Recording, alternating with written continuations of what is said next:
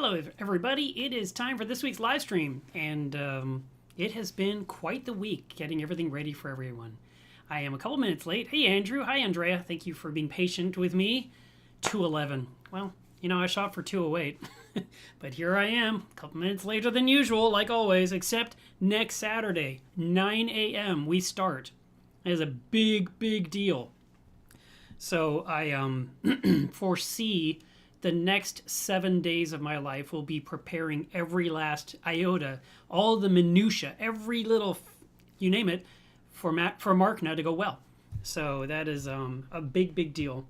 And let me throw this on the screen just to start with that really fast. But this, all right, that's good. I don't shrink me, I want to shrink the logo. Can I? Nope, can't do it. All right, whatever. Markna is, I've talked about it quite a bit on this channel. I'm just going to remind you, especially if you're new to this channel, it's a big event that's happening on this channel, September 9th, starting at 9 a.m., and we're going to have a 24-hour live stream with 24 speakers in a row. And it is going to finish at 9 a.m. Sunday, September 10th. So you are invited to try to keep up with me and stay awake the whole time. I think it's doable. I think with enough coffee, anyone can do anything. But, you know, we'll see how this works out. There might be an hour where I'm just taking a nap on the floor. I'm kidding. The event has new sponsors. Trying to think who we added. Two Little Fishies just got added. Siche was recently added. I don't know if I mentioned them last week. And I just talked to Marco Rocks, and they are going to be also a sponsor as far as I know. So I think we locked that in on Monday or Tuesday. So all the way down to the wire, things are changing and happening, and it's all for the benefit of the show. I want you guys to, sorry, clear my throat. Actually, let me have a sip of this. This might help. Plus, might as well sip it while it's still hot, right? God, there is something back there. The raffle is such a nightmare. It seems so simple. It's so complex because of legal reasons. So we are still working out some kinks on that, and I probably will be making the major announcement as we start the show of how it will go. And so buying tickets for that, I mean, we have collected no money, so we've done nothing wrong. But we are going to be collecting money so you can win things, and that process is going to take us a few more days to work out. So we aren't going to put anything up until it's time, and when we do, it should all happen on markna.com, where you could go there and you could purchase your, or should I say, contribute to the Coral Restoration Foundation. I mean, that's kind of where that's where the money's going anyway. But it's so hard to make everything, I mean, for what we're doing and for the little bit of money that's going to happen, you know, it's not like we're going to suddenly raise $100,000, you know. My brain thinks small. So, I mean, it's going to be a couple, $3,000 or something. I don't know. I have no idea. But whatever money we can raise for them to help them continue to do their work of growing out and planting corals on the reef is a good thing. And so I just don't want to get a knock on the door someday by the IRS. So I'm going to do everything I can to make sure everything's right. And I'm working on some stuff. So that is, that has been my stress headache. Matter of fact, I woke up today with my head really killing me. I took some pills. I should be okay, but it kind of wiped out my my topic thinking ability for today of what we're going to talk about. But I did want to talk about that because I want you, I know I've been getting emails. So how do I buy tickets? And the attendance for Markna is free. You don't have to pay anything. You just got to log in. So if you are not a subscriber to Milo's Reef, please subscribe now. Hit the bell because every single stream is going to roll out hourly, and you're going to want those notifications so you can hop from one stream to the next. I don't know how those transitions work exactly on your end. I know that we will be ending one and starting one just systematically. Peter Cherrick, who is the AV guy for Aquashella, has helped me run the show. Ian Eisenberg is flying in to help with running the show. Dwayne Ostreich is going to be here to help. So we have a lot of things going on that we can look forward to. There's going to be a couple of in-person presentations, so that'll be fun. And then all the other ones are going to be online, you know, where they come in from around the world.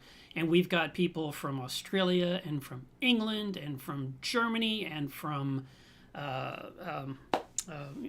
different parts of America, American Samoa, Hawaii. I mean, there's lots of different, and there might be a Canadian in there too. So there's a lot to look forward to, and we still have 3 or 4 speakers to announce. So those haven't happened, but the bulk of the speakers are on the front page of Markna. So if you started to look through the names and read some of their bios, you can kind of get to know a little bit what's going to happen. At some point, I'm sure we will flesh out the schedule. I've been putting the names there, but we're going to have to put like where they're located and the name of their title, their talk title, and possibly even their what they do for a living. Like for example, I just locked in a speaker from the Georgia Aquarium, and that's very exciting. I picked up a speaker from the Great Barrier Reef Legacy Project, which is awesome, and I cannot wait to share him with you guys. So that's happening. Okay, I have something else to show you. Maybe you already saw it, maybe you did not. Well, not all of those. Okay, that'll have to work. My computer's like, see, look, it's giving you everything at once. I didn't want all 4, I wanted one picture. Should we start with this since it's on the screen? Okay, so I'm going to shrink this down. And so I installed a new split system air conditioner with my friend Bobby. And that right there is going to cool the area where the CNC machine is. This area has been cooled with a roll-around air conditioner for many years. And it's loud, and it could barely keep up. And especially during the heat of the summer here, when it was 109 degrees, that room was 80 to 82 degrees during the afternoon. And while Minion was running, it would come up to 84, sometimes as much as 90. It was very uncomfortable for me. I did not enjoy working in a closed 90-degree room, obviously. And the air conditioner was running around the clock. It's not like I turned it off and turned it on. It just could not keep up. So this new system was installed last Monday. And it's a small one. I mean, I don't remember, specifics, but it pulls like 10 amps, which is nothing. And it is working fantastically. I am just shocked at how good it is. So you can see it up there at the top. That right there is keeping the temperature of the room 75 degrees. I actually ran it one day down to 72 on the first day because I didn't know what temperature to set it to. And I walked in and I was cold. So anyway, when I'm cutting acrylic now, I can turn on Minion, I can turn on the vacuum pump, I can turn on the dust collector, and those two things suck the cold air out of the room because they're going out into, collectors outside, and yet with this running, the room doesn't change. The temperature stayed the same an hour and a half later. I was like, wow. So I haven't done anything crazy like a 4 or 6 hour run because I usually don't. But when I do run it, it always would suck the air out and the temperature would go up 2-3 degrees. This is not doing it. Plus, it's up on the wall out of my way, so it freed up some floor space. And it also is super silent. I mean, it's just, you almost can't hear it. So I'm really happy about that part. And then here, I saw some people saying congratulations. So this is my other big news. So let's talk about the history of coral for a second. I won't drag this out, I promise. Let me scoot over a little bit more. Coral Magazine has been a magazine I've been a subscriber to for, I'd say, a decade, and I've always enjoyed reading it. I've always encouraged you to read it. There's a video somewhere on this channel years ago where I told everyone, please subscribe. And I just did it because I thought it was the right thing to do. I didn't do it to make money. There was no affiliate program. There was no, I don't even know what to think. There's nothing. It was just me saying, this is cool, you should read it. Just like if I said, hey, here's a great book on Amazon, go get it. I just said, go get Coral Magazine and subscribe. And then recently I've been pushing it, and you're probably thinking, well, why does he keep pushing this magazine? Because it's so good. So this is the latest issue. It just came in. This looks bad on camera because of green screen. Let me switch that. I'm going to pull myself off of here and put this on. Let's see if I can do one picture this time, like last time. So here is the latest issue. Just came in my mailbox a couple days ago. Modern aquaculture. The 3 title topics this week, or this issue, is Coral Farm to Reef Tank, New Hatchery in Hawaii, and Semi-Lavartus butterflies, which are these little guys right here. So the magazine is great. And now I have even more of a reason to recommend it to you because I am the executive editor of Coral Magazine. That is now my job. I actually have a side hustle on the side of running Miller's Reef, and I will be deciding what goes in the magazine, basically. They've given me that authority. Crazy people, right?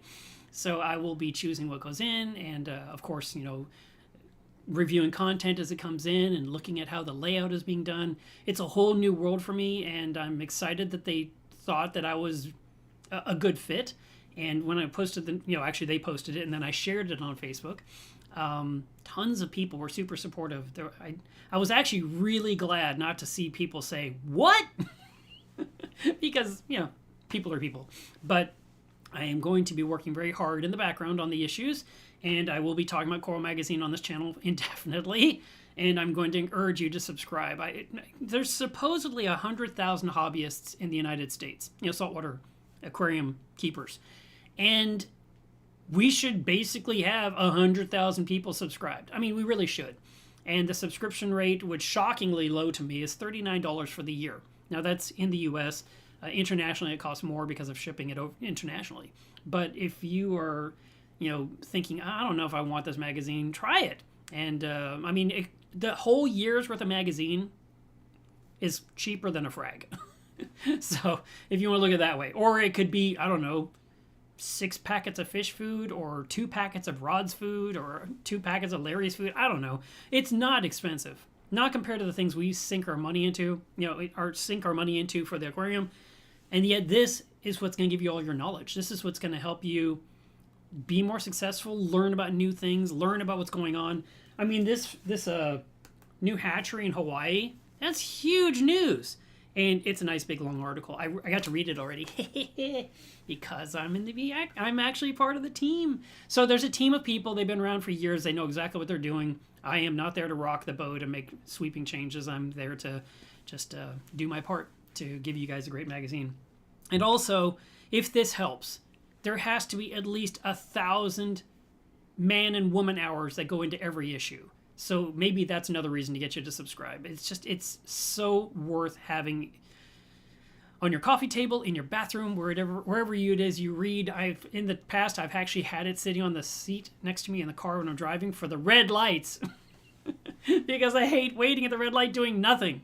So I would grab my Coral magazine. Anyway, I highly urge you guys to read them. If you can't subscribe, don't want to subscribe, just want to try an issue, you can buy issues from Me Loves Reef. This new issue I just showed you, I have a few in stock, and I have about 5 or 6 other issues over the last year in stock at melovesreef.com. So feel free to buy a copy. The cover price is $10. Shipping is $5. So for $15, you can try out a copy. Or for $39, you can get 6 of them. So I'm going to keep pushing you guys because I'm just that annoying, right? All right, let's see if I can make this go away. There it is. I do want to stick this up on the screen like I do each week. Reef Trace. So this is, oops, it's hiding behind me. Oh, how am I going to get that? Oop. Okay, let me do a shiftaroo here. Okay, do that. And do that. You'd think I'd be better at this after so many years of live streaming. So Reef Trace is an app that works on iOS and Android.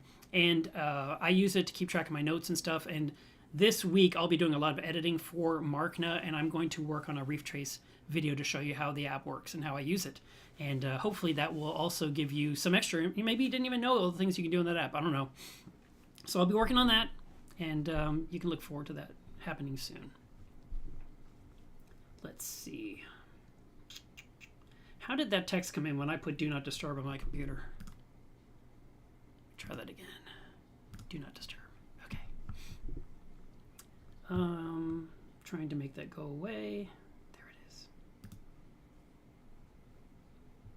Who else should I talk about? Should I mention Fritz? I should. Fritz is my sponsor. They are my sponsor. And I use their salt for my aquarium. So you should get some Fritz products. They are a great company. They've actually got some new stuff coming out too. So you can look forward to seeing some of that. Their logo is hiding behind me, but that's okay. I'm talking about them. Did you know that they've got test kits now? Fritz brand test kits? That's one thing. And there's a few other things. So there's more stuff coming out. Back to the other topic. Oh, I had it on my screen and then I somehow just trying to figure out how to. I'd love to. Oh, is that how I can move it? Nope. As soon as I move my mouse, I can't do it. All right, whatever. I'm just going to hide it. Let's see. some of the prizes that came in that are for the fundraiser, they arrived. Bennett Pets sent in a big package of goodies, so you can look forward to that. Slide Lock, Ryan put together an awesome package of stuff for you guys. One person contacted me and said he's going to do a frag pack, and it's not going to be little tiny dots. He wants it to be decent nuggets. So that will be one of them. And I was thinking, I should do the same thing. So I think I'm going to do a couple of frag packs for my reef tank. So those will be some things you can consider.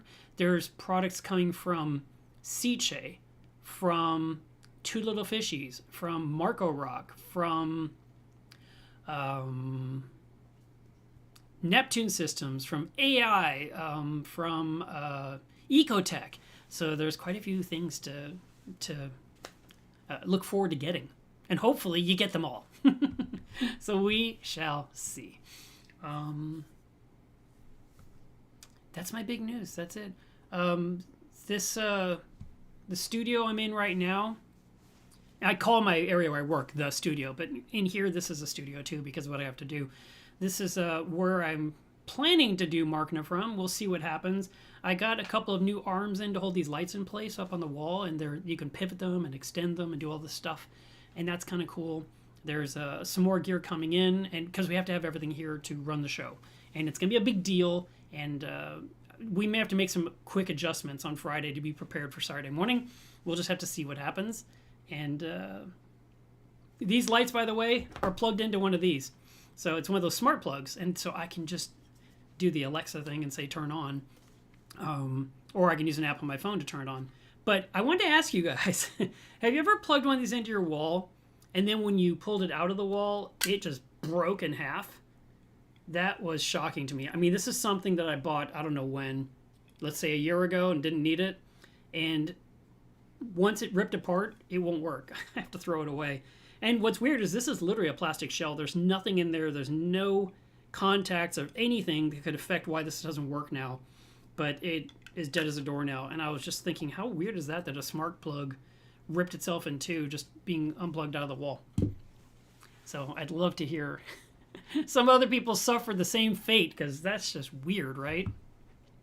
Let's do your question and answer here today, because we need a topic. I don't have one. Like I said, I had a bad headache. It's sort of fading. I tried everything already before the show started, but I am going to need you to give me some inspiration today so I can address those questions and help you with your aquariums, because that's why I'm here.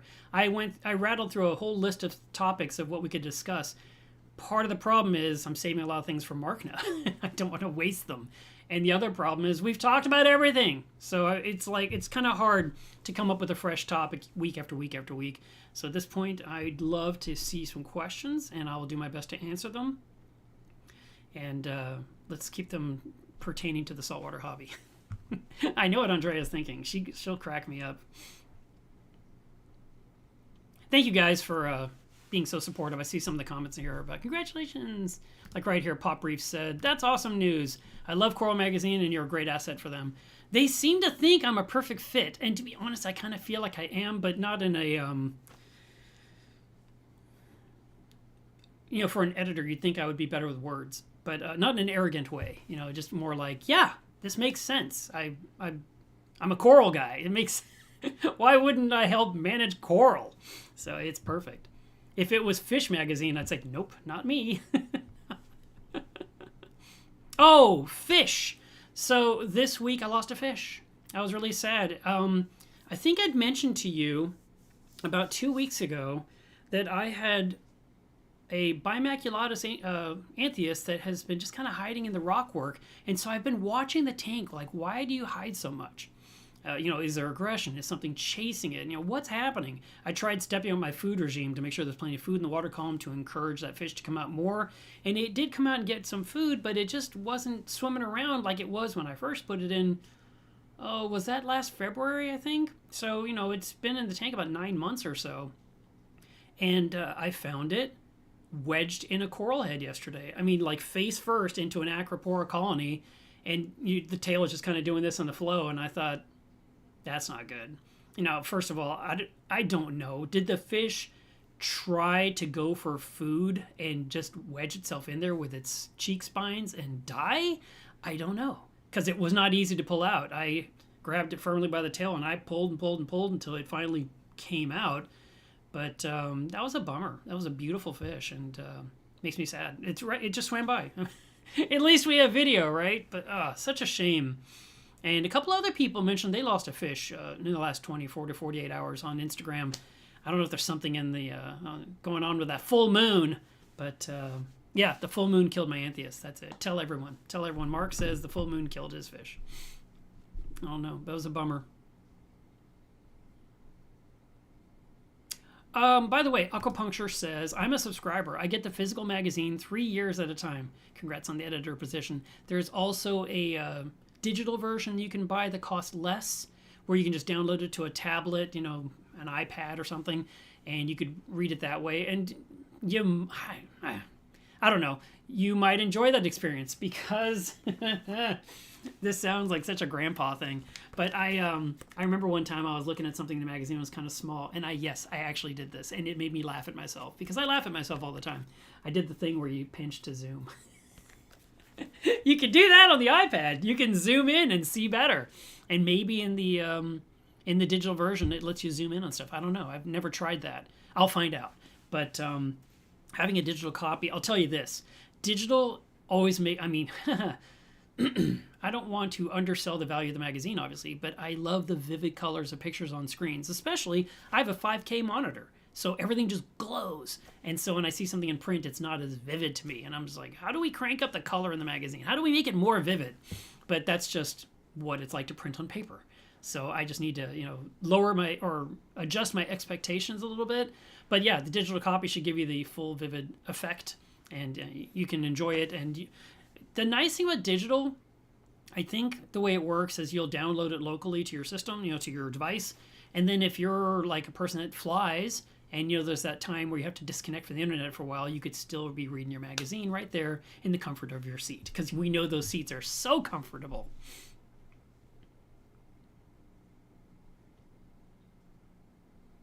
Let's see. Renee asks, are triggers a good beginner saltwater fish in a fish-only system? Well, they are pretty hardy, so I could see that. I would try to put together your list of all the fish you want to have, make a list. And then I would start looking up their compatibility with other fish of the same ones on your list, and see who is docile, who is aggressive, who is moderate, and just kind of figure that out. And I would recommend from your list of whatever you're going to put in that tank that you add the most aggressive fish last, because that way, what can happen if you do the other way? You start with the aggressive one, well, there's nothing there for it to aggress with. Then everything you put in the tank is a target, and it will attack each thing needlessly and voraciously. And you're thinking, why? Why are you being like that? So I would look up all the fish you're trying to put in this aquarium, and then put in the friendliest ones first, then the moderate ones, and then finally add Mr. Aggression at the very end. But no, a lot of people have kept triggers successfully in their aquariums, in their reef tanks too. Certain ones are not good for a reef. But you're saying fish only, so you probably have bigger choices of what you'd like to go with. But I would look at their temperament and consider what you're putting in next to make sure you're putting them in the right order. Other than that, there are plenty of beginner fish that can go in your aquarium that will probably do quite well. And it just comes down to, sometimes it comes down to the size of the fish you're putting in, the size of the aquarium itself, of course. And then also you want to keep in mind the colors, because you may be looking at your tank and you have all the, I went to visit someone in San Diego in July, and he has a tank that is, it's probably 6 feet long, maybe longer, but I think it was 6. And it had so many fish. But what I noticed even more than all, and that's all it had, it was rock and fish. It's a fish only. But what I liked so much, first of all, it was a lot of fish I never see, because I'm always getting reef safe fish only. But it was so many colors. And that's what I was going to say. When you're choosing your fish list, you may also want to consider the colors of what's going in your tank. Because if you put in a lot of gray and a lot of blue and maybe a red, it may seem kind of boring, but you need a yellow fish in there, and you might need a purple fish in there. And so you want to consider lots of choices for what can go in there also based on color. So you got temperament to worry about, you got color to worry about, you got volume, how much can the tank hold, is there enough swimming space, are there enough hiding spaces for your fish to sleep at night and not attack each other. So those are things to think about. I hope that helps you a little bit. Sailor JBN says, do you sell to the EU? I have shipped things overseas, yes. There's a hassle factor, and then there's the one drawback that once I ship it, it's out of my hands. I had a couple of people order things from me, in the past, and they would say, hey, it's been 6 weeks, I still haven't seen it, can you help? And I would end up spending 2 or 3 hours of my time calling different numbers, being on hold forever, to finally make contact with someone that will tell me you need to look in this system over here to finally get the product to the customer. And I can't allocate the 3 extra hours. I basically have to say, yes, I can ship it. And I fill out the customs forms and everything. And then on your, if there's a thing, you're going to have to do the homework. You're going to have to do the phone calls that I was doing, because it doesn't make any sense for me to spend that kind of time on the phone for a transaction. I know it sounds rude and weird, but why do you think so many companies don't want to ship internationally and they just say no? I mean, huge companies like BRS, they don't ship internationally. So you just have to, you can reach out to me and tell me, let me know what you're looking for, and I can give you a quote on what everything costs with shipping, and I will do it, and hopefully it gets there in time. I shipped something recently to someone in Australia, and I explained that to him too. He goes, nope, that's fine. And shipping was a lot, but he was happy to get it. And he says, it'll be here in 7 days. And I haven't heard. And I really hope it just gets there with no hiccup, because that's what I want. I want you to get what you're looking for, but I literally cannot control how things are delivered. I just pray. I do everything I can to make sure you're good to go. But then after that, it's up to them.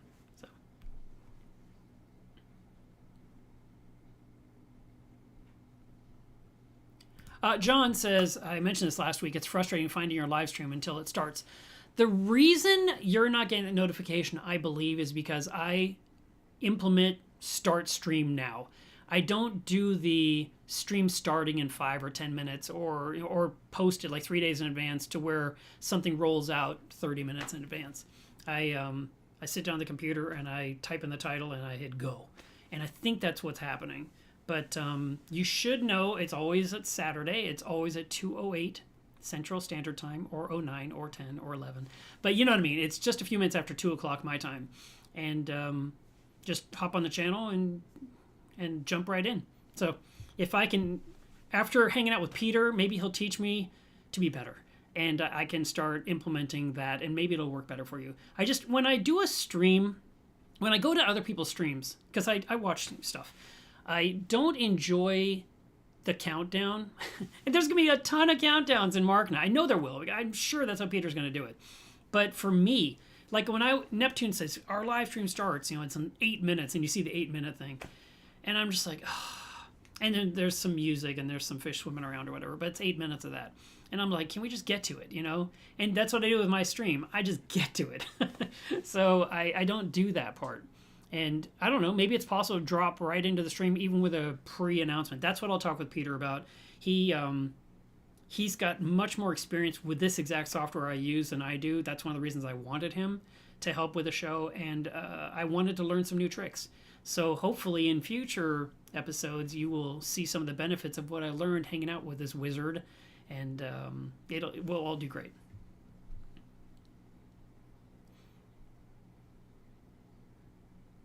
Lincoln says, I have a PAR question. I recently tested the PAR and I'm averaging about 70. It's super low. Could this cause SPS to die? Yeah, that's really low. That is the lowest of what you could consider an SPS could survive in. Now, you have to also keep in mind how much water is the light penetrating through. Like, for example, if you have a cute little 3-gallon vase tank and the PAR is 70 over it, you can probably have some Montipora because it's only like 4 inches down under the water. But if you have it on a 29-gallon that is, I think those are about 18 inches tall, and you have your SPS 9 inches from the surface, it's too weak. I have some SPS that live way down in the 70s and 90s. Montipora mainly. Bird's nest can survive down there, but all the good stuff is up high, same height as my ears. And that level there is between 2 and 300. And as you get closer to the surface, like where that green slimer is right there, that one is sitting probably around 400, and near the surface it's almost 5. So there is plenty of par to be given, and there's a couple of things you can do with your light. There's a lot of things you can do when it comes to par, and I've done a couple of par videos on this channel, which you can delve into, and I have a par article, how to measure par, on my website too. The fact that when you're measuring par, a lot of people do it in different ways. Like, for example, let's just say this is our par sensor. And by the way, there's going to be a par meter in the fundraiser. So that is exciting. Let's say this is our par sensor, and we're going to put it down in the tank. And your light is here, and your other light is way over here. So you need to point the sensor at the light. And if the other light's over here, point it at this light. That's how you get accurate par measurements, because that's how the coral's getting it. I know you're not tilting the coral, but the light is hitting that side of the coral. So we want the sensor to point directly at the light source when we're measuring par. I turn off all the flow in the tank when I measure par, but then there's other times where I have the flow running, and I'll explain why. It's nice to have like some real stable number measurements when there's no movement in the tank, but that's not life. The tank is full of activity, and there's chaotic flow, there's surface rippling, there's a lot going on. So if your return pump is turned off, then some of the water in your tank drains away. Could be a half an inch, could be an inch, could be 2 inches of water goes down the drain and into the sump. And so if you're measuring par, your light now is 2 inches farther away from the surface of the water than it normally is. And the coral is, let's say 12 inches away from the surface, right? But when you turn the return pump back on and it fills back up, it's 14 inches. And the par measurement for those 2 inches will change. So you want to know what your par is everywhere in your tank, not just the dead center. I like to measure at the surface, right there I push it above the surface and get one measurement. Then I go to the surface and get a measurement. And then I go down 6 inches, 12 inches, 18 inches, 24 inches. That's how I measure it. And then I will go to specific things like, how much is that anemone getting? How much is that pectinia getting? And, those things getting. And that chalice, that crazy giant chalice I grew that, was in the corner of my tank and kind of looked like I was holding a pizza. That thing was in the absolute furthest corner away from the light. And I'm sure the par down there was probably 60 to 70. I mean, super low. Where in the middle of my tank, it'd be much higher. But typically, par in most aquariums should be about 100 to 120 at the sand bed. And of course, in the corners, it's going to drop off because it's so far from the light source. But if in the middle of your tank, it's only 70, there's another thing you can do. You could lower the light fixture closer to the water a little bit more, and you could turn up the intensity of the LED fixture as well. If it allows you to. If it's just one of those ones that just plugs in, it has an on-off switch, you're kind of limited in what you can do. But if you have some of the lights like AI, and you have the Radions, and you have the Sky, and there's Reef-Fi, I think it's called. That's another one. I mean, there's so many. There's a zillion if you go to Amazon. But, they usually have the ability to adjust not only the color spectrums, but also how intense it is for how long. And if your tank is low light, you may have to run the lights a little longer that day because it's just so dim. But if you have a nice bright tank, then you probably don't want to run them too long because it will exhaust the corals and they can start shedding their zooxanthellae. And we don't want to do that either. We want to keep all the symbiotic algae within it nice and happy and keep those corals colorful. Rick says, what are your nutrient levels looking like lately? Water testing saves lives. When is the last time you did a water change? I was supposed to do it last weekend. I'm doing it this weekend. I feel like I haven't done it in 8 weeks. So there's your answer on that. Water change, it's been a couple of months. And as soon as I do this water change, it's time to refill my reservoir to the top. So I'm going to change my DI resin as well because my cartridge is barely, it's still 0, but it's completely orange, and I know it's just ready. And when I start running that thing, it's going to run for like 2 or 3 days to fill that up completely. And it will, after a while, it's going to start spitting out numbers like 1, 2, 4, maybe even 5 by the time the container's full. So I might as well just change out the DI while I have the opportunity. And then you asked about nutrients. My nitrates crept up on me again, but oh well. Since everything's alive, that's a good sign. Salzburg says, can a 1-inch sandbed be dirty enough to stop coral growth? The calcium level is not going down. It's 545. Are you measuring the calcium level with a Hanna calcium checker? Because I know that's a really hard one to use, and maybe you could just double check your number with a different test kit. I mean, regardless, if it's always saying the same, then the other kit might say the same, but it might not be as high as you're thinking. But excessive calcium levels can actually slow down coral growth much more than a dirty sandbed. The dirty sandbed could add a little too much phosphate to the tank, which could inhibit some growth. But it's not hard to clean a 1-inch sandbed. You could just siphon, use a gravel vac and work your way around the tank. If the tank is huge, then you want to do it in sections. So you do one section one day, and then a few days later you do another section until you've pretty much got it all. When we were working on my tank a few years ago, on one night I did the entire front of my tank. And then on the next night I did the side by the end, near the kitchen. And then finally on the third day I did the entire back and anything I could reach in the middle, because as we were pulling out giant coral heads, I suddenly had access to the sandbed. I was like, perfect, let me clean out the core of the reef. And so I did that. But yeah, cleaning your sandbed from time to time should be part of your routine. Dwayne has this technique of taking a turkey baster and puffing the sandbed. I don't think he jams it in and squeezes. I think he just blows it at the surface to kick up the detritus so that all of his wave pumps can push it over the overflow and down the drain and into the sump down to his filter socks and protein skimmer to remove it. And he swears by that. He says that is how he does it. I don't do the turkey baster thing. I think I would go crazy. But I don't mind doing the gravel vac. And I do it on Caitlin's reef every single time. And the water that I take away from that tank when I do her water changes, dirty. And that's just 3 little fish. So, yeah. I would clean the sandbed if you're concerned. It's not going to hurt anything. It's not going to kill it. And I would look at the... I would try a different test kit or get the fish store to test your calcium and see what they get, just for as a comparison's sake. Tony says, what's the news? The news is I'm the executive editor of Coral Magazine. I just got hired. The announcement, I've been at it for a few weeks, but the announcement happened this week. And that is my big, huge news. It's a big deal in this industry.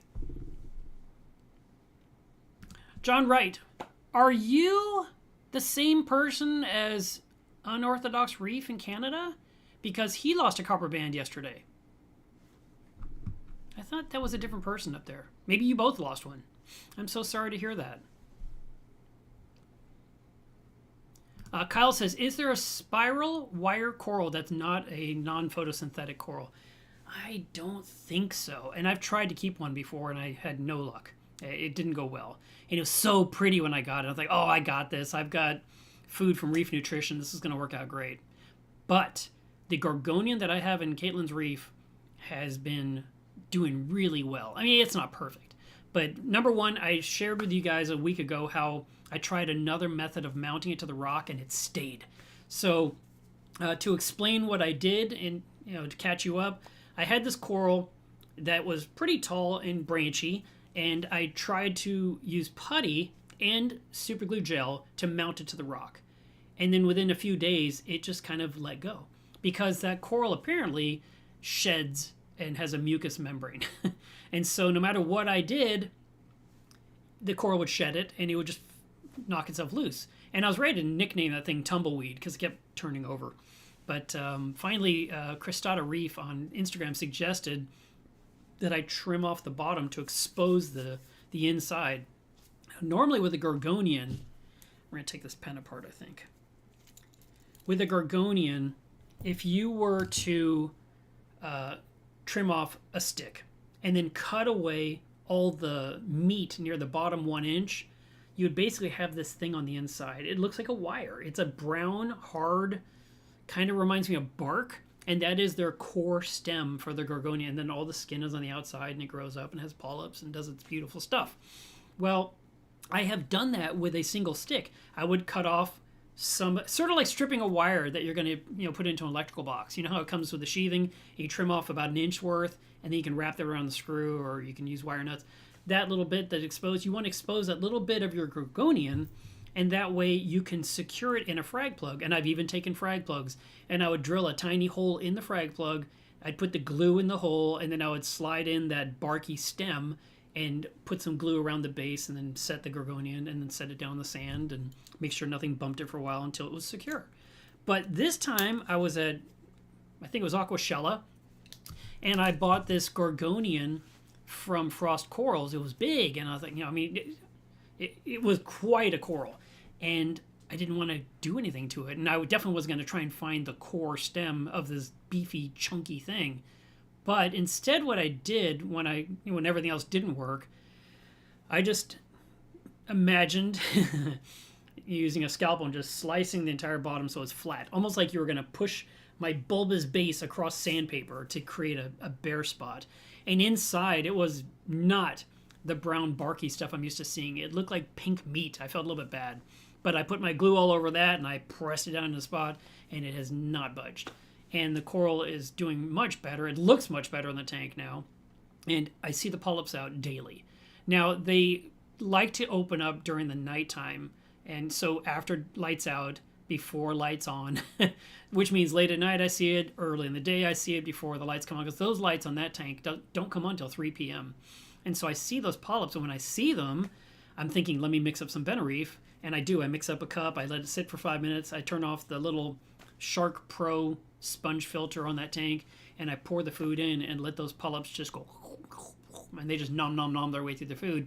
And I've had this coral now for 3 months, and it shows no signs of slowing down, which is really good, because when I got it, I was like, man, it's really pretty. I haven't tried one of those in a long time. And I immediately had several people state, that's a hard one.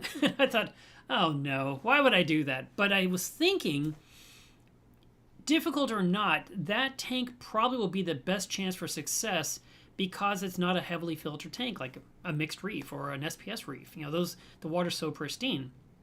Where that tank, the only filtration it gets is the sponge filter, which has nothing in it but sponges. I take them out and I blast them in the sink with the sprayer nozzle to make them as porous as possible again. Put it back together and turn it on, and it's just capturing goo. And then water changes. That's it.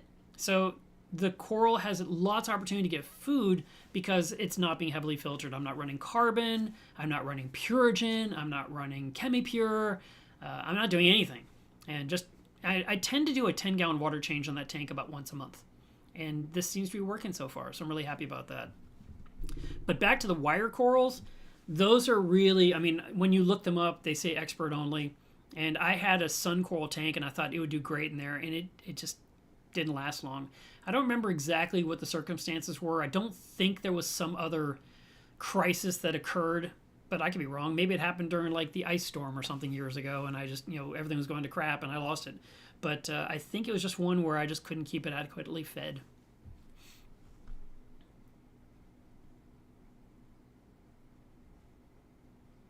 Vivid Creative Aquatics says, I have a topic. What are your thoughts on why in some tanks corals can grow together and around each other without issue, but in other tanks corals tend to fight and kill each other if they touch? Such a great question. Thank you very much, Antonio. The thing is, some corals can commingle. And like you said, some tanks, like the top of my reef, everything's all crammed together. And it just seems like they're all getting along for now. But like the fire that happened in Lahaina recently that we all saw on the news, the fire just swept across everything that was in its path. And if you have a coral disease strike, like an RTN event, which is rapid tissue necrosis, it will just go across all the corals. Where if they're separated and one RTNs, if you can catch it in time, it can't jump over and hit the next one and the next one and the next one. And there have been times in the past where I've had an RTN event. I shared one on this channel, and I remember it was funny. It happened, and I wanted to share what was happening. And I got a private message from Jake Adams about, 2 weeks later, and he said, I couldn't believe you put that on YouTube. And I said, put what on YouTube? I was trying to rack my brain. What did I put, And he said, you just shared that RTN event. I mean, you just explained what was happening, what you're doing. He says, I could never have done that. I was like, why? Why wouldn't you do that? And he says, well, I would solve the problem, and then I would tell everyone how I did it later. But I would never share or show what happened. And I thought, well, isn't that what this reef keeping hobby is? I mean, you're seeing something going on in your tank and you share it.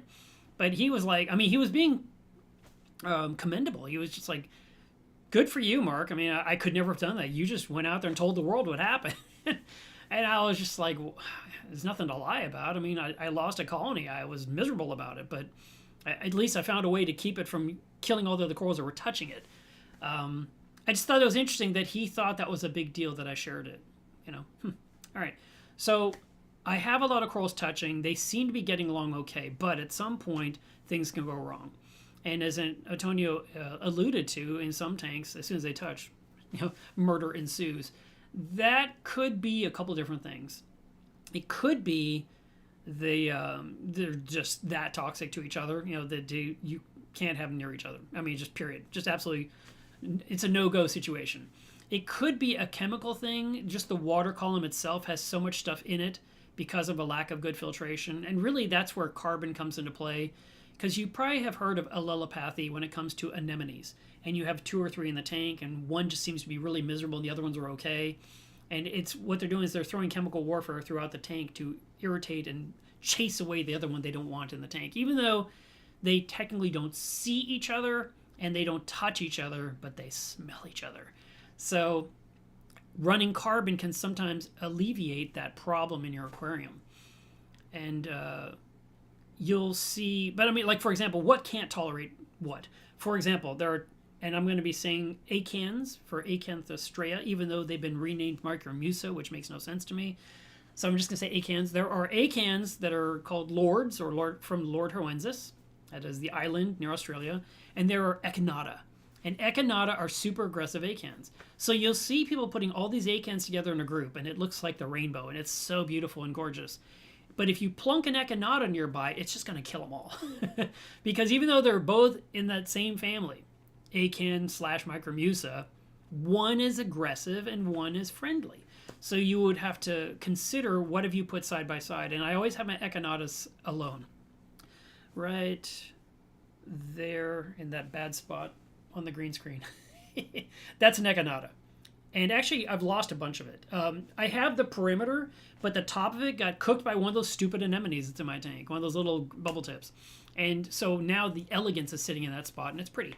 But that echinata, I couldn't really put it near anything. And yet it seems to be tolerating the chalice that's next to it. There hasn't been any real damage, which is interesting to me because you would think one of them would be... I mean, they seem to be commingling. So there are times where things can commingle. But I don't know that anyone has an absolute answer on why, it's a really great question, Antonio, because I'm thinking about, I don't think anyone's got a solid answer on why one tank can have a lot of touching and another one absolutely can't tolerate it at all. So my guess is it has to do with the filtration and the running of carbon or the lack thereof. And things are just at a point where the hostility is just so high. It's like DEFCON level 1, and we're right at the cusp of war, Lincoln says he can raise his par up 15. Good. Yeah, that'll get you to 95. That's closer. What light are you using? Make sure you put that in the chat. I'm curious. Thank you, Donna. I appreciate that. She said, happy for you and look forward to Markna. Me too. And then as soon as I'm done with Markna, I gotta start working on coral. I'm gonna be so busy. I'm gonna always be busy. And I've already always been busy. My friend Amy put up the funniest meme. I don't know who the woman was in the meme, but it was an animated GIF actually. And the woman says, "Yay, more work!" And it sounded so much like me. It's hilarious. Why do I sign myself up for so many complex things that take up my time? But I can't help it. Paul says, can we talk about fish intelligence? My fish recognize me and get excited when they see me as they associate me with feeding. Also, some hide from strangers, especially the hippo tang. That is very true. And that's with every person's aquarium. Everyone. They know their owner. They know who's giving them the food. They recognize us. I mean, I can't like take off my glasses and suddenly I'm Superman and they have no idea who I am. They just know it's me, but they also know when it's not me. It's funny that they really do. They see us quite well, and people don't really think about fish intelligence that much. They think they're just fish, but they all have their personalities. And certain fish are like puppies, and others are more quirky, like that hippo tang you're talking about. And but they all, no, it's pretty much what I said. They have their personalities.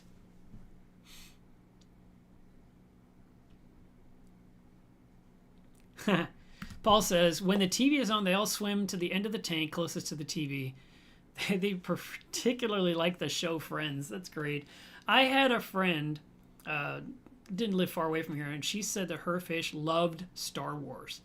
And she would show the fish. They're all at the front glass looking right at the screen as the Death Star is exploding. I guess those fish never saw space, and they were just entranced. They were Star Wars fans. It was great.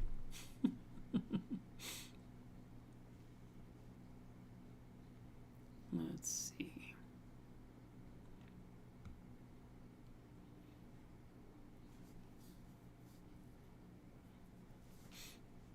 Hey, James the plumber from Wummus. Yeah, I'm doing well. Glad to see you're here. Clatterbuck. I do remember meeting you. Yeah.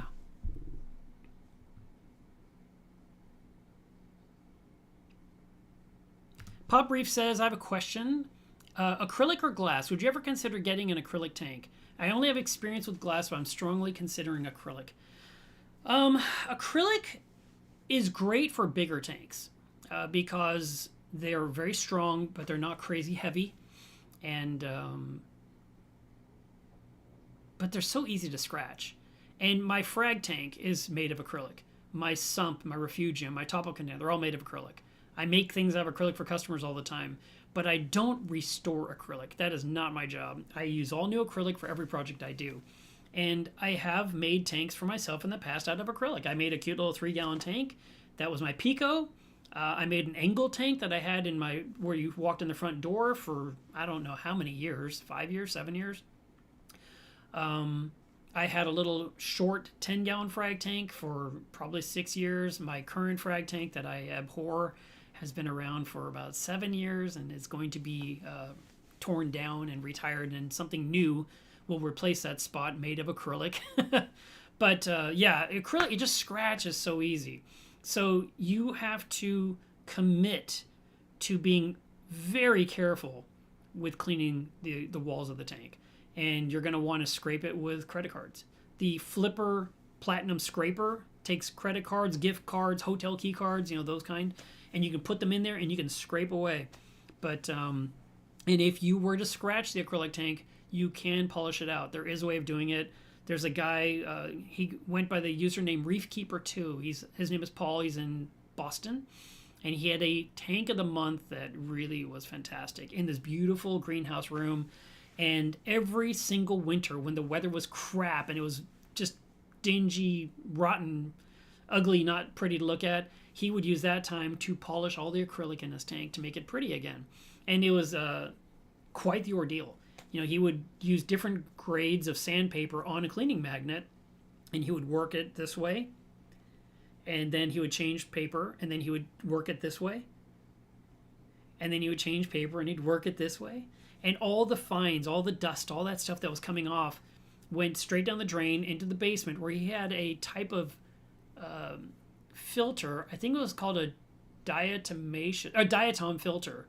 So it was this jar with a motor on the top. It looked like something made in 1970. And it had this really crazy pleated filter inside it that would capture all that white dust that was coming, the acrylic shavings. It was catching all that. I mean, it's not even shavings, it's dust. But he would trap it all through that, and his water was crystal clear.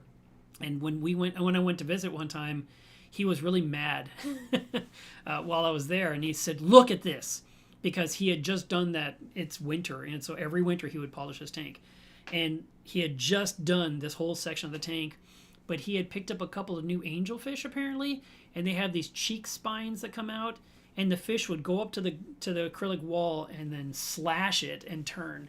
and there was all these slice marks, like a little ninja that had just chopped up all his beautiful work.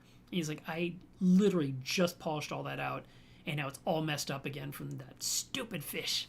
And I was just like, that's crazy. Why would it even do that? And he was like, I don't know. Like I said, he was really annoyed. But yeah, you can restore acrylic over and over and over. Most people don't.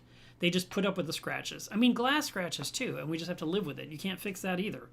But with acrylic, you can. But usually the best approach is to drain the tank, take it outside, and get to buffing it and buffing it and buffing it until it's new, bring it back in, set it all up. But some people will work on the acrylic in the tank. Joe Ayula with the 20,000 gallon reef tank, he gets in there with his scuba gear, and he puts blue tape, masking tape, on the windows to create a grid. And he will work on one square of the grid, and when he finishes that, he goes to the next square and the next square. And I guess he does it during off season, or maybe they put stuff in the front so the guests know that the tank is in maintenance mode. And he will just polish these things out to make them look crystal clear again, because that tank is 20 plus years old with the same original windows. And he will just, I guess, once a year go through and make them new again. So that's kind of where I am. Yes, I work with it. Yes, I can make it. I just don't prefer it. All the aquariums I have in my house are usually Starfire. My the little tank for Caitlin's Reef, I think even that was low iron glass. And the new anemone cube that's going up, that's low iron. And the 400 gallon is low iron. I just prefer that look. It just looks so much better. If you ever get a chance to see a regular tank next to a Starfire tank, you will immediately want the Starfire tank so much more, because the regular glass tank has a green hue to it, and it doesn't go away with water. It's there. You can't get rid of it. And Starfire looks crystal clear. And then, of course, acrylic is crystal clear.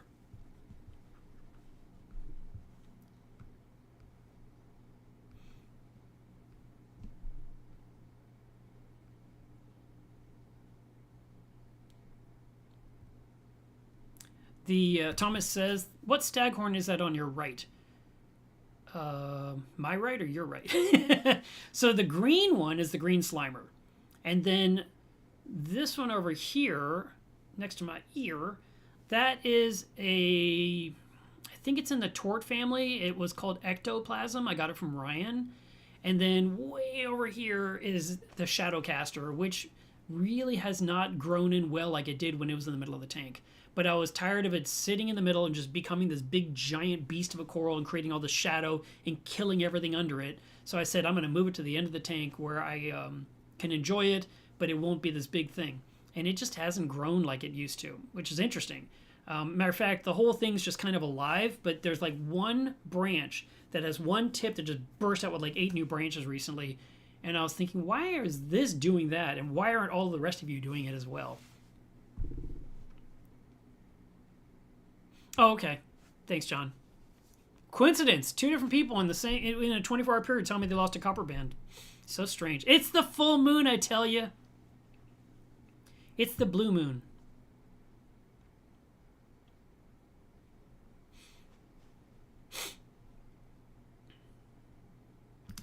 Got you says, I've been battling low phosphates and nitrates. My phosphates are reading 0. My nitrates are low at 6. 6 is okay. I've been trying to feed more and more frequently. Are there any other techniques? You can actually dose phosphate. I sell something called Neo Nitro for nitrate and Neo Phos. It's made by Brightwell, and you can follow the directions on the bottle, and you can kind of put in a little bit more once a day, and kind of get yourself to that sweet spot that you like. So don't fret. It is possible to do, and then as your tank gets more mature and older, you'll be saying, God, I have so many phosphates and nitrate problems. How do I lower them now? And then you'll be joining my club because I'm all about trying to get those numbers down. And, phosphate's easy. I can bring it down with Phosphate RX. But nitrates has been kind of a burden for me. Hey, Michael Nunley. He says he's late. I'm always late. Welcome.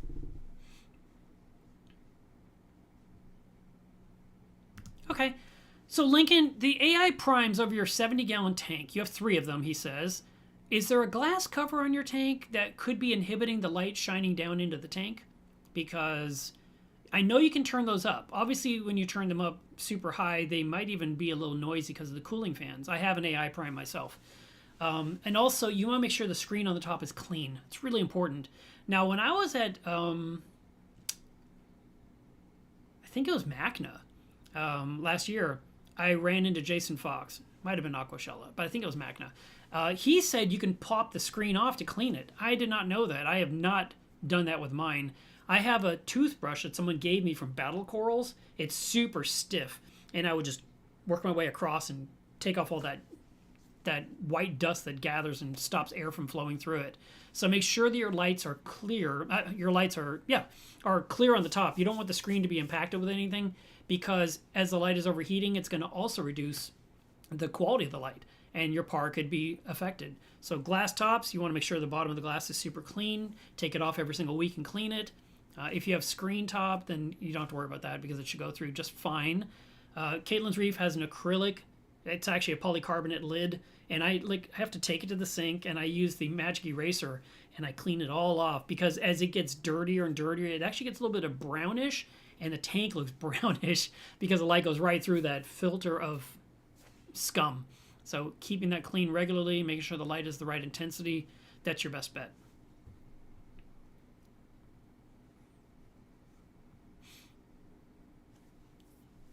John says, we keep our temperature the same, but surely the ocean temp changes from high and low tide and weather conditions. It does. It does. And there are certain areas where corals can kind of handle it, and there's certain areas where they are just melting from the hot water that's been happening from the summer. So some things work and some things don't, but for hobbyists, we tend to want to lock in a number and stay there as much as possible.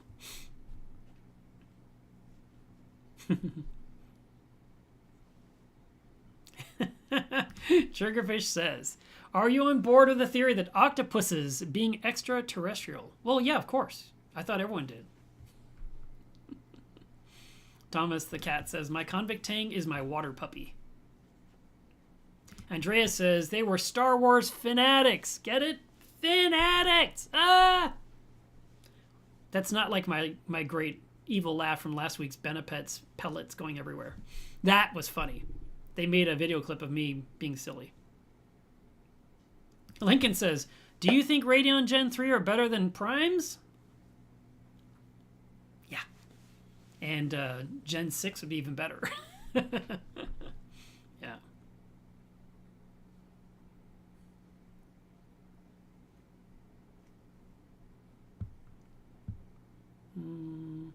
James Clatterbuck says, with larger tanks, I think glass is better, but when you get huge, acrylic is better for the strength because all the edges are bonded. They're actually melted together. Let me tell you something that happened to me this week for a customer order. I'm so mad at myself, and I let him know, and he said okay. So don't worry. But I had to make him a very specific top-off container, and I make custom stuff for customers all the time. But he wanted the front to be clear and the bottom to be clear, but the sides and the back to be black, the top to be black, but the hole on the top to be clear. I was like, okay, no problem. And so I had to cut 2 different acrylics to build this box. And he also wanted a hole down low and an extra hole at the top for a float. And I was like, okay, no problem. So I put all those things together. I drew it all up in my software so that the CNC could cut it all out. I had all my pieces. I prepped all my edges. I glued my box together, the 4 walls. I put the base on there, glued it on, everything's great. And then I flipped it over and I glued on the top, and I glued the top on backwards. I did it wrong. I'm so mad at myself because now, and because the walls are black, there's only one part that's clear. He can't just turn it around and make it work. There's no way. Plus, the hole he wanted has to be in the lower left corner. That hole would be in the front right corner. So I botched it. And I usually never have to worry about how the lid glues on. I glued so many of these, but they're always clear. So it doesn't matter how the lid goes on. By the lid, I mean the top piece. The top piece is a solid piece of acrylic with a hole cut out that the little polycarbonate lid sits on top. That's for refilling it. And there's a hole toward the back for your tubing to go out for the top-off system. But since my boxes are clear on 4 sides, I just glue on the top, and then you just pick it up, and you turn it around, and you use it. It's never a thing. But because his was so specific, that horrible mistake I made. Just added another week to the project because now I've got to cut the top off, clean up all the top edges again, cut out a new top piece and glue that on and let it cure. And I was like, dang it. I mean, I was like, this is shipping out next week. It's done. Yay. And I'm looking at it. I was like, oh, no. So that was a bummer. And you would think, oh, well, shouldn't you mark what's the front? Yes. That's never been a factor with top-off containers. It's a very specific thing I build so many of that for this thing to happen kind of caught me shocked at myself. But I could see how it happened. But anyway, I will have to... I mean, I will literally mark pieces like front panel and stuff, but the top part, it just glues on. So anyway, that was a bummer.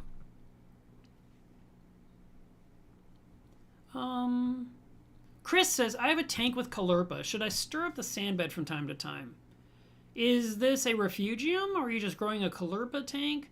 You can do gravel vacuuming. You could stir it. You could put in a cleanup crew that can stir the sand for you, like Nacerius snails, hermit crabs, cucumbers, serpent starfish.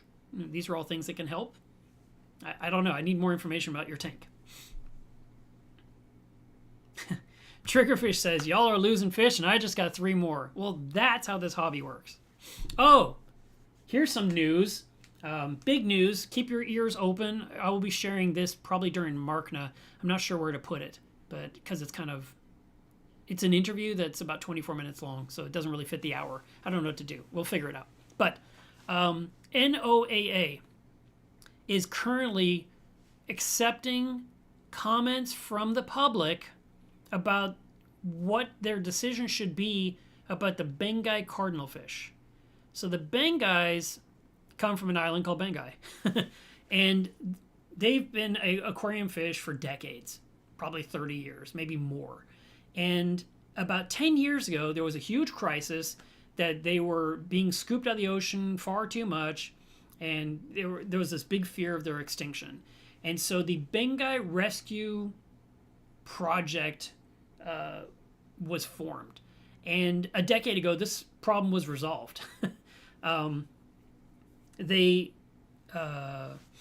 investigated. They went to their habitats, to see where they're in nature, to do everything. They talked about limiting quantities of bringing them to different parts of the world, for importing for aquarists, and it was corrected. The situation was fixed. And in the meantime, over the last 10 years, Bengais are now almost, well, I hate using absolutes, but I was going to say almost exclusively aquacultured. There's a company in Indonesia that grows them in tanks for aquariums. I mean, he grows them in a tank so you can put it in your aquarium instead of taking any from the ocean. They're aquacultured fish. They're tank bred, tank raised, captive raised, whatever you want to call it. They are being raised so you can have them, and they produce and import into the United States 100,000 of them every year. And then there's a couple other places that do it that bring in another 20,000. So there's 120,000 Bengai cardinalfish coming in that are aquacultured, not taken from the ocean. And CITES did research on them about 3 or 4 years ago, and said, from everything they could learn, that they were not at risk. And they stated in their report, this fish shall not be discussed again. Okay, that's official. It's done. And I'm not making a pun about fish and official. It's just, this fish is safe. CITES says nothing to worry about. Then why is NOAA doing this? So, I wrote in my reply already. I did it a week ago. And I just said, I can't believe this is even a conversation, because this was resolved a decade ago. Why is this even coming up? And these fish are so easy to breed that people that have them in their tank will discover a baby down in the sump that they didn't know was living and is just sitting there, and they'll scoop it out and put it in the tank with the parents. It's a mouth-brooding fish. It is not a difficult fish to breed like yellow tangs or something along those lines, or angelfish. We're talking about Bengais. And if NOAA actually does this, if they outlaw the importation of this fish, they would literally be telling that company in Indonesia that spent all that money and research and effort to do this successfully, we don't value you, and that company will go out of business because that's how they make their money, selling this specific fish for the aquarium trade without harming the fish in the ocean. It's so weird, and I don't understand it.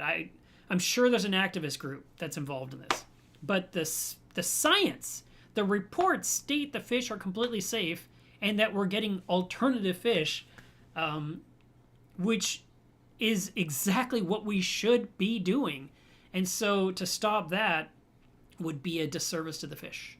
And it could actually open up the market for more ocean caught fish, ocean caught bangais, and then of course illegally sneaking them into the country because now they're on some list.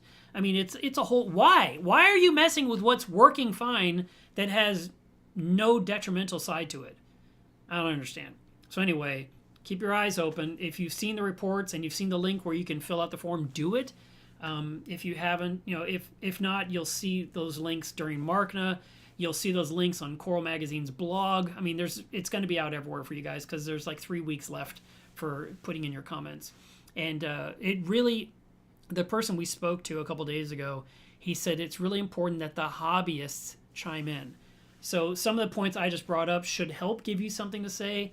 I'm not a big fan of the copy a paragraph someone else wrote and just paste it in there and hit submit. I do feel like it should come from your heart. But I mean, it's not hard to look this up and find out that they're doing fine. And Quality Marine did a big article with a good bunch of talking points. And this interview we did with Pet Advocacy Group, I think that's right, they have some talking points too. I've given you some talking points. I mean, it shouldn't be hard for you guys to come up with some comments to explain how much you don't want this ruling to take place. It just seems like every year we're fighting for a fish. And it's not like we're out there looking for something you can't see. We're talking about normal everyday fish, I could see if they were saying, why are you Americans going after all the peppermint angelfish that are at 500 feet down and there's only 7 left on the planet? I could understand that argument. But bangais? No, not at all.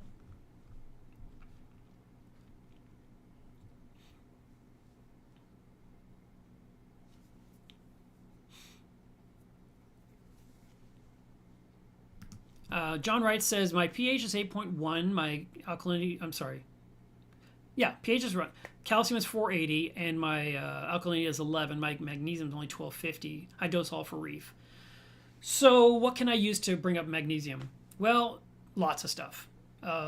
There's Randy Holmes Farley's 2-part magnesium recipe, which is part magnesium chloride, part magnesium sulfate, and you mix it. It's like 5 cups of one to 3 cups of the other. You combine this stuff, and then you add water, and you make a gallon. And you could be dosing that. You could use the Reef chemistry calculator to tell you how much to dose to get the exact number you need. I mean, it's so beautiful. That calculator will, if you, let's say your tank is 70 gallons, and you say my magnesium is currently 1250. What's your desired magnesium? 1350. What magnesium are you using? Randy Holmes Farley Part 2. Then you're like, you hit calculate, and it says you need 1.5 liters, or whatever the number is. You're like, oh, okay. And then you just pour in some each day until the 1.5 liters is used up. And next thing you know, magnesium is 1350. It's actually really nice and easy to do.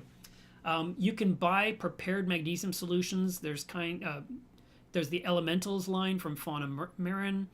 There is the magnesium from Two Little Fishies. There's probably a magnesium from Triton because you said you're in UK, and I know that's over there. I use Magnesium Pronto from Two Little Fishies because I like that one. There's lots of choices, but you need to use a calculator to determine how much to use. And then once you do it, it'll stay there for a long time. It's not, you're already dosing all for Reef, you'll continue to do that, but you're just trying to bring up this one element. Now let's just pretend you couldn't get any magnesium and you couldn't solve it that way. What's another solution? Well, I would check the magnesium of your brand new saltwater, and if it's coming in at a good number, like let's say it's coming in at 1400, you could probably do a couple of good water changes on your tank and then resume your all for Reef, and it will then maintain it where it needs to be. Now, there are certain species of coral like Montipora that love magnesium, and so those could be depleting it more rapidly, but still, I mean, In my tank, I dose magnesium all the time. I dose something like 60 milliliters a day, and when the jug is empty, I refill the jug, and it just runs and runs and runs and runs. I mean, it's just how I've been doing this for years, and I love magnesium pronto. It's so easy to mix up. It's a tablespoon of the powder to 12 milliliters of water. No, 12 ounces of water. Thank you. I almost said that wrong. Because I do 120 ounces with 12 tablespoons. So I know it's 1 to 12. And I just mix that up. It turns clear in about 5 minutes, and I put it on a dosing pump, and I ignore it. And I have the Trident that measures my magnesium twice a day, and so I see those numbers. And then when I send off my ICP report, I have that to verify. And of course, I have my ELOS test kit, so everything's agreeing it's the same number. So it just be, if my magnesium starts to drop, I'll bump it to 80 milliliters a day. And if it gets too high, I might bump it down to 40 milliliters a day, or I'll even turn it off for a week, and just kind of wait and then resume. So those are some of the solutions I use to fix magnesium in a tank.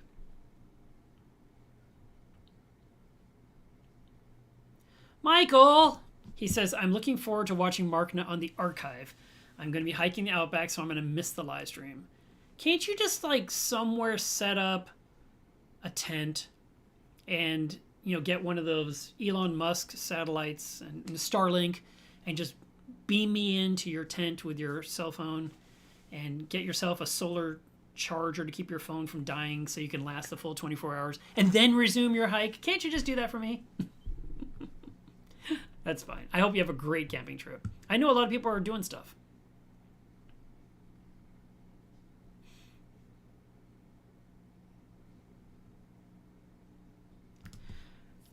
Tozemi, I think is the name. Is there a good option for the 10 micron sock to use Phosphate Rex in a 24-gallon nano tank without buying a huge sock that doesn't do the filtration? That doesn't fit the filtration. My small skimmer doesn't seem to pull it out. I've been thinking about building an apparatus that you would just set on the top of the tank somehow that would have the sock and a power head, like a C-Ch power head, and you just put in your product, and the C-Ch is just pushing into that sock, and it basically is just doing this thing. And then after, overnight, you just remove the thing off the tank and go back to your normal routine.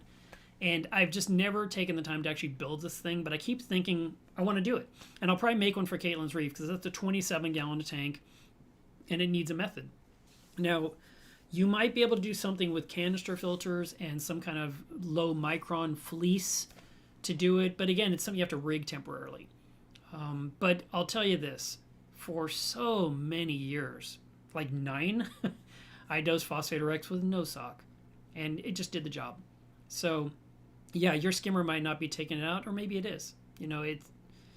I'm not sure what size skimmer you have on a 24-gallon tank. It may not be the world's best skimmer. It might be an okay skimmer, and so it may not do a fantastic job. But Phosphate Rex will knock down the phosphate, and like I said, I dosed it 3, 4, 5 times a year for like 9 years before those 10 micron socks even existed.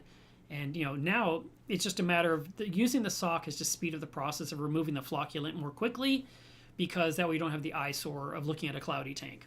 I have always dosed my tank late at night while the fish are sleeping, so it didn't matter to me, and I didn't really care. And I don't use any kind of socks or fleece or anything on my tank. I have a protein skimmer, I have an algae turf scrubber that works some days and not other days, and I've got a refugium, and I just dose the tank for lowering phosphate. And by the way, I pretty much dose 50% of what's recommended on the bottle. I've been doing it like that forever. My tank is 450 gallons of water. That means I probably am supposed to use something like, 257 drops, and I tend to put in 125. And my phosphates come down. So that's what I do. Oh, there you go. Winterwater says Aquaforest also has magnesium solutions and salts. That is true. I was trying to think of other brands over there, and I was coming up dry, but yeah, absolutely. Aquaforest would be another good one.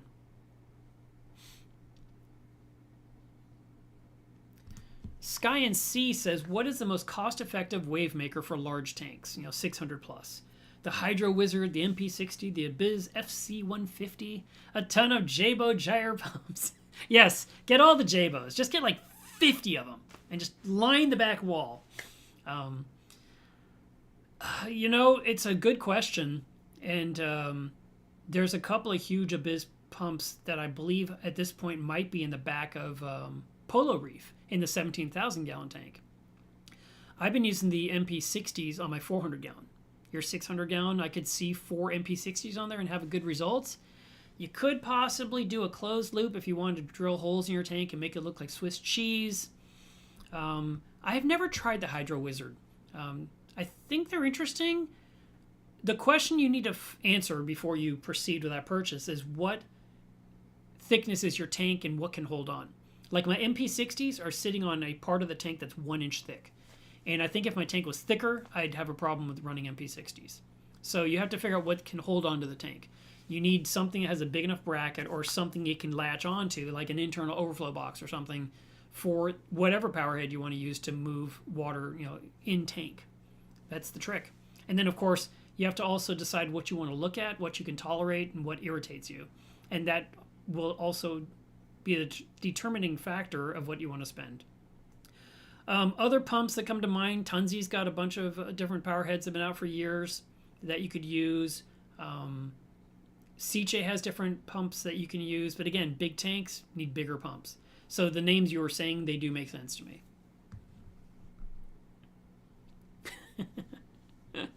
I saw Michael's reply. Good idea. I'm on it. He's going to get himself the Starlink and get ready. You only need everything by next weekend. No problem. You can just get that really fast. Triggerfish says, will Markna be one 24-hour continuous stream or will it be stopped and restarted after each presentation? It will be 24 standalone videos.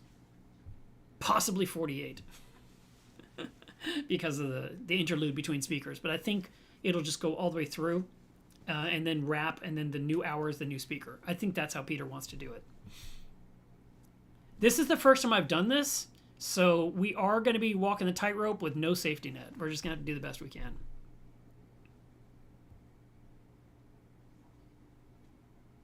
How interesting is that? The Zen Ginger says, what a name, I love it. You can also buy food-grade nut milk strainer bags with a drawstring in just about any micron. I've used it for baby brine straining. I wonder if you could use that for Phosphate RX. I don't know. I need to look into that. I'm going to take a screenshot so I don't forget. The Zen Ginger. Got it. I'll look that up later. That's curious. Sky and Sea says, is Spock a lady? Yes. Spock is my Nassau Tang. I've had her since 2004. She's coming up on 20 years with me. And when she swims by, you will see that she does not have long streamers. The streamers indicate it's a male, but she has the half moon look on her tail, which is a female.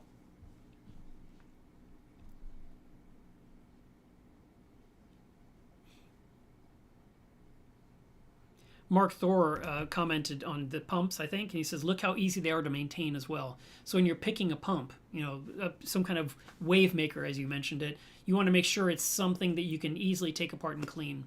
Because if it's difficult, complex, like for example, I had to take apart the gyres for a person in Dallas and clean them one after another, and he had like 6 of them, I think.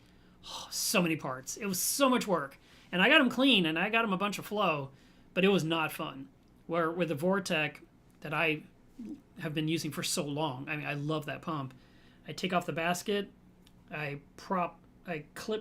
this plastic disc that you have to like pry up with a little tiny screwdriver, and then the middle assembly comes out and I can clean it with a toothbrush, put it together, put the cage back on, put it back on the pump. It's just easy to use. I love that. But yeah, if there's something you're using in your tank that's difficult to clean, you're probably not going to clean it like you should. And that's really an important thing because it is all the flow in your tank. This is an old story, so many of you probably haven't heard it. But I was watching a tank for a friend who was traveling, and when I went over there, I was looking at his power heads, and I think there were a bunch of Tunzi power heads, and they were filthy. They were so dirty that I took one off at a time, went to the sink, scrubbed the crap out of them, and put them back in the tank, and now water could move. And when he came home, he wrote me a text. He goes, what did you do? And I was like, I don't know, took care of your tank. He's like, what'd you do to my pumps? I was like, I cleaned them? He says, yeah, but now my sand is moving. I was like, okay, that means you have good flow. He's like, yeah, I had to turn them all down. I'm like, all right. And it was weird. I mean, you would think the answer would be thanks for doing that because I really should have done that by now. But instead, it came across, at least as a text, like he was annoyed at me. Maybe he's annoyed the sand moved. I mean, I could understand that. But at the same time, as pumps get dirty and they produce less flow, that affects the livestock. That affects the corals. That affects the fish. It affects growth. I mean, it affects oxygen levels. You want everything clean in your tank. And I've said this before too, that I really believe the German reef keepers are way more meticulous about keeping their equipment clean than we are here in America. And I remember I hung out in the Tunzi forum, and people had the wave box because that's how people were making waves back then. And their wave boxes were always clean. And I was thinking, every time I saw a picture, it's like, they must have just bought that. No, they would take them out every single month and clean them so that a nice, pristine, clean piece of equipment in the corner, not something covered in coralline, hair algae, bubble algae, bryopsis, slime algae, cyano, all the things we're used to seeing and don't really like. They'd clean them. I'm a big fan of taking all the vortex off, soaking them in acid, getting them back into the tank, and just keep maximum flow in my tank. I don't want to lose flow just because water can't flow through it because it's dirty. And I don't enjoy or relish the look of a powerhead that's covered in coralline. But I can tell you, if you are quick about cleaning it, you don't lose the coralline. The anemone cube was a perfect example. I made this big acrylic box to go over it so that the anemones would not get sucked in and turned into chowder and destroy the tank. I mean, it's an important thing, right? And I would take off my acrylic cover, I'd go to the sink, and I'd take a toothbrush and just under running water. I'd put it right back in the tank, and the coralline didn't die. But if I were to, take a long time cleaning it, leave it exposed to the air for a long time, dip it in acid, sure, yeah, then it's a whole other thing. But you can maintain the coralline look if you want. But you definitely want to make sure that all the orifices on the pump are open and clear and not clogged up, because that can affect how water's being drawn in to how it can blow out. And that's like anything. If your air conditioner filter is clogged, you're going to get less air coming out of the vents because it can't breathe it. Just like if you have a stopped nose, you can't breathe, and so you open your mouth to make up for the lack of air that's going through your sinuses. It's really important that we stay on top of those kind of things. Another thing that I've never talked about that people should keep clean, and it's maybe you're thinking, oh yeah, that's obvious, but no one talks about it. The overflow box that drains down into your sump, those teeth, they're important. You should grab like a wire brush, or not a wire brush, a pipe brush or a toothbrush, and get in each of those teeth and clean them so that they don't get obstructed. Because as they clog up, the water level will rise higher and higher and higher in your tank, trying to get over that overflow to drain. And if you've got a bunch of algae in the bottom of those teeth, the water level will rise higher, and it could be a risk of the tank overflowing. So make sure all those teeth are cleaned out. That should be something you look at every couple of months. When I make people lids to put on top of the overflow so that algae doesn't grow in there and keep fish from jumping in there, I make the lid I make it larger intentionally. It's just a ½ inch bigger, but it creates a shadow on the teeth, which helps lessen the ability for algae to grow in that area because it's shaded. So, that's another perk to having a lid on your overflow box, is you're not going to have to clean the teeth as much. But you should not ignore them. You should be looking at that. You should look at your tank today and make sure they all look nice and clean. And if not, get a little toothbrush and clean them really good so that the water line comes right back where it belongs, and the water's flowing through properly and everything's working the way it should. John says, I hope you realize how much we appreciate your time and effort to do these streams. I love doing this. I enjoy talking with you guys. I'm looking very much forward to talking to you guys in Coral Magazine, of course. I mean, not me, but, just me sharing thoughts. And I'm thinking I'm going to have way more to talk about because I'm going to have a preview of what's to come. And so stuff's going to be in my brain. Of course, I have to keep things quiet, too. I mean, this thing with Coral Magazine, that's been a top secret thing until the announcement happened for a long time. And I was thinking those guys are really trying to teach me patience because I'm just ready to share, and I couldn't say anything. And I had a house guest here for like a solid day, and I didn't say anything to him about it. And he's like, you didn't even mention that? Because 2 days later, the announcement came out. I was like, it wasn't public knowledge yet. He's like, wow, we could have opened a beer. I'm like, I know. Oh, something else I haven't told you guys on this channel. I don't know if you've noticed. Do I look prettier? I have dropped 20 pounds as of yesterday from where I was 2 months ago. I have been working very hard at just eating right. And it's not a whole speech or whatever. I'm not, I just wanted to lose the weight. I seen myself on camera. I was like, I got to do something about this. I've been ignoring it too long.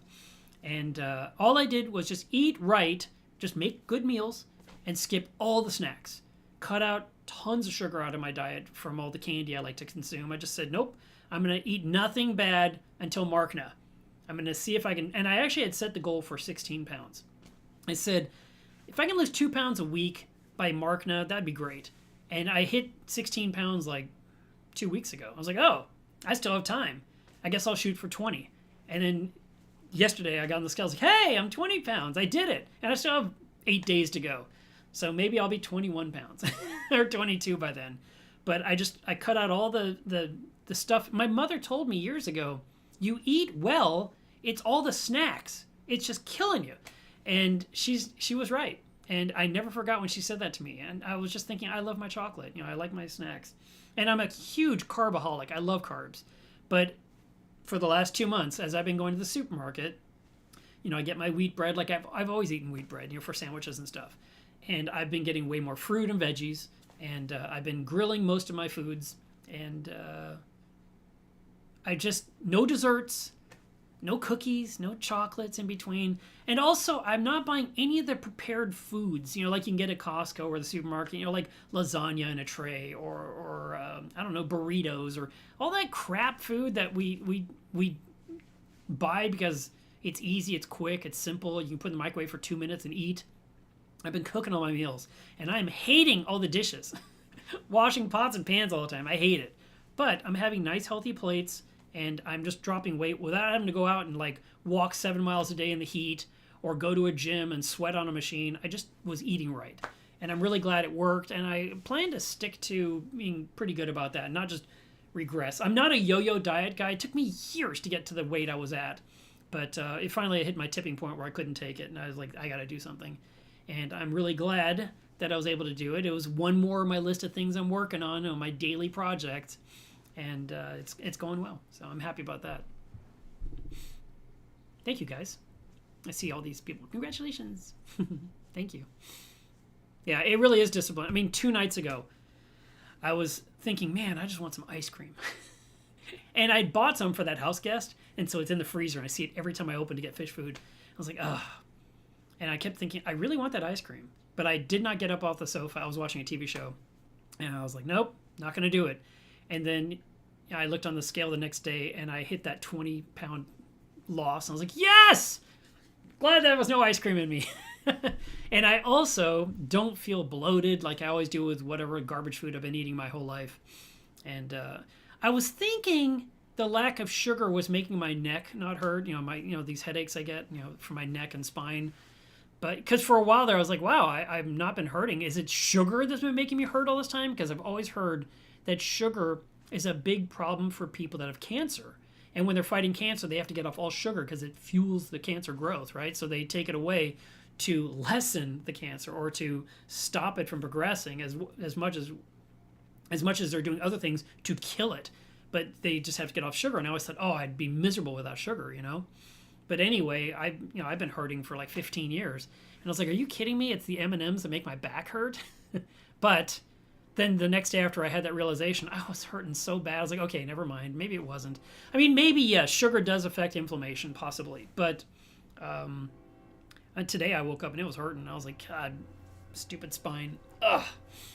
It'll be rough for that 24-hour mark now, I'm sure. But I have pills, and I'm going to have a support team here, and we'll just make it work one way or another. I might be standing for part of the show. We'll see.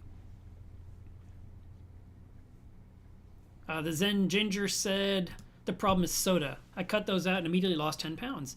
But the bread carbs are the hardest, yeah. I know this is a Reef channel, and I'm sorry I'm digressing to food, but it is kind of the end of the show. So if somebody wants to just walk away, I get it. But I remember I've been eating wheat bread for a long time. I actually like it. I don't like white bread. I like wheat. And my best friend said, that's the bad stuff. You shouldn't be eating that. And I was like, what are you talking about? And she says, it has a certain ingredient, and it's really bad for you. And I was like, no, my wheat bread's fine. I get it from Aldi. It's a good bread. And she says, get the package. And we were on FaceTime, so I got the package, and I'm reading the ingredients to her. And she goes, oh, you have the good one. So I haven't, like I said, I eat good. It's all the other stuff I was putting in between. I remember once my doctor saying, when you have lunch, you have a sandwich with chips. Can you just have the sandwich and no chips? I'm like, no. And she's like, could you try? And I'm like, I could try, but why would I want to do that? But, because it was salty. And anyway, you want to be good about picking what you're putting in your system, basically. That's it. Oh, there's Jack. Sailor JBN says, what about red wine? Red wine is good for the heart. Now, I haven't had any. That was another thing I said I'm not going to have during my 2 months. I said I would do no desserts, no treats, no snacks, and no alcohol. But that'll all be behind me soon because Markna will come back, and then I can have something nice. Let me close this door. Jackie, we can all hear you.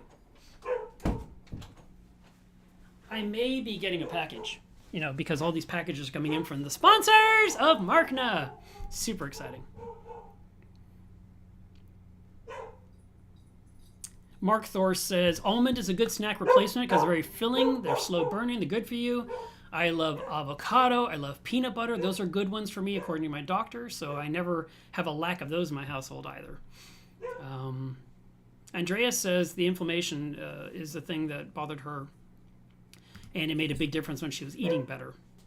Yeah, so everyone's saying here sugar increases inflammation. And Sky NC says, I'm a doctor here. Refined sugar is to be avoided, but the whole sugar inflammation stuff, not too sure that's a thing. Oh, okay. Mark says a cup of coffee with some dark chocolate is good for your heart. I was going to say, I've got some Bailey's Irish cream for my coffee, and I haven't cracked the bottle open because of my 2-month resistance to all things bad. I can't wait to have some in my cup. I really do want to do that, and it's something I've never bought before. Terry says, you can't have a sandwich without chips. Let's see. What? Red wine isn't good for the heart? I heard 1 glass a day was good for your heart. He says it's not supported by evidence nowadays. Bummer. Well, that doesn't mean I don't enjoy it, but I'm just going to do better about sticking to my weight. Here's something, I had someone come up to me many years ago at Markna. See, I got Markna and Markna on the brain all the time. He says, Mark, what is your technique for not gaining weight? Because you always look good when we see you at Markna. Because they'd see me every year. Because I've been going to every Markna since 2002. And I said, well, one trick that I have is that when my clothes get too tight, I lose weight. And he just looked at me. I said, because if I go to the next size up, I'm giving up. I'm just saying, oh, well. And then when those get too tight, I'm going to go the next size up again. I was like, I refuse to do that. So I wear a certain size pants and shirt, and when they're too tight, that's my visual indicator. I need to get on the ball. But, and so every year I would always shoot for my Markna weight. It was an ongoing joke on Facebook. It's like, I'm trying to work on my Markna weight.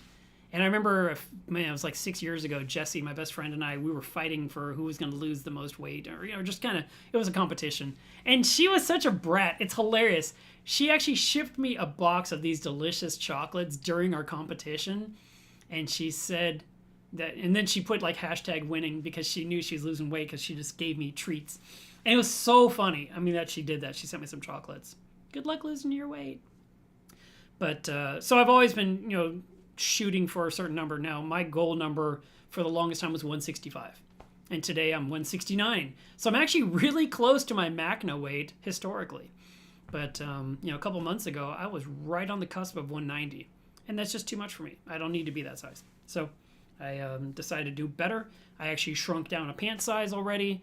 And some of my shirt, I have a lot of t-shirts, lots of t-shirts. And the one I put on yesterday was a Comic-Con shirt. And it was tight on me, and I'm like, how's that possible? I guess it's just a small fit, So it'll fit me better if I'm another 9 pounds lighter. But in the end, I just want to be comfortable, and I want to feel okay being myself, Mark says, wearing really oversized clothes to make yourself feel better. I always ask that about the episode of Friends, where people were wearing these huge, I mean, Chandler and Ross and Joey had these huge clothes, giant clothes. Why were they wearing such huge clothes on that show? I don't understand it. And people said that's what it was like back then. I don't remember it being like that. But their clothes were ginormous. I just want normal sized clothes. All right. We got way, way, way off topic. Sky and Sea says, why try for a summer bod when you can get a Markna bod? That's true. So yeah, so I joked about the Markna thing. And so this year I said, okay, I'm going to lose my Markna weight. And I did. I got pretty darn close, considering I haven't really thought about it for years. I mean, a couple of years ago, Caitlin died. We had all the COVID crap going on. And, we just naturally gained some weight over that time period from not going out and being around people and doing things. And I just was hovering around 180 all the time. But then this year ever since DC, my body was just heading to 190. I'm like, what's happening? What is happening? I mean, besides all the chocolate I'm eating, what's happening? This is crazy. I don't know, it was really all the chocolate. So, I'm glad that I'm getting things under control because it's important. All right. I don't see any more questions. I've been watching. I mean, I'm enjoying the chat with you guys. It's been great. Andrea says, there was no topic, so you're not off topic. She's 100% right. All right, let's jump to this. It is water test Saturday. If you want, it could be water change Saturday too. That's up to you. Please do test your water. We want to verify that all of our parameters are in check. If something is amiss, we want to correct it now before the livestock suffers. We don't want our livestock to struggle. Listen, when something goes wrong in your tank and you see it cause the devastation, I don't know about you, but I always say, okay, that'll look better in 8 weeks. Or that'll look better in 12. It's one of those two for me. So when I start losing something or something is really, really messed up, I know it can recover in 8 to 12 weeks, and then it'll be okay. But I lost 3 months, basically, just to get back to where I was to begin to start to go forward for even a better tank. So we want to avoid having to have that hiccup. We don't want the regression. We don't have to have the big 8 to 12 week wait just to get back to where we were, just so that we can start to now grow our tank into something prettier. And water testing is one of the best ways to avoid those things from happening. Yes, Murphy's Law can kick in, something can go wrong, and you could end up with an issue in your aquarium that you could not predict, you could not anticipate, and that's why it's an accident. It's not an intentional. But we want to make sure that we are looking at what's going on with our tank, and water testing is really key to avoiding some disasters. And all these public aquariums where they have, 3, 4, 5, 8 people on staff that are maintaining 30 or 50 tanks, their daily job, part of getting paid, is to test all the water in all the tanks they're assigned to. Daily, not weekly. And I'm telling you guys, test your water weekly. And then I have people still tell me to this day, oh, I haven't tested in 6 months. I haven't tested in a year. I never test. I just look at the tank. And I'm just like, wow. I mean, everyone tests everything. That's just... Everything has to be tested. Your car has to get tested for emissions. The dentist tests your teeth for cavities. I mean, everything has to get checked all the time.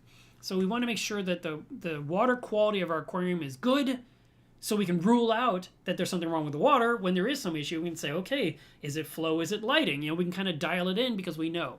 But if you're not grabbing your test kits and using them, you are doing your tank a disservice, and you got to do what your tank requires. So be a good tank keeper and have a lot of success. I mean, that's what you want. You want a successful tank. All right, we're going to wrap this up. Remember, next weekend, there will be one monster live stream, 24 hours long. Starts at 9 o'clock in the morning, goes all the way to 9 o'clock in the morning. It is going to be epic. I hope you guys have a great week. I recommend you get a lot of rest. I hope I get a bunch of rest because I have to be awake for a 24-hour period. It's going to be epic, and we'll never do it again. Guys, I enjoyed our chat today. That was so much fun. And I look forward to seeing every one of you. Tell everyone to come to Markna. Tell everyone. It's free to go. You just got to log on to YouTube. It doesn't cost you anything. And I want you guys to enjoy these people. They have some fantastic topics, and you'll learn more about it as we get really, really close. I'll be rolling out all kinds of information on Mila's Reef, on Instagram, on YouTube. definitely on Facebook. Those are the spots where I put this stuff out there. And the information is on markna.com. Just go there and you can read all the latest and get all the facts. All right? Bye, guys.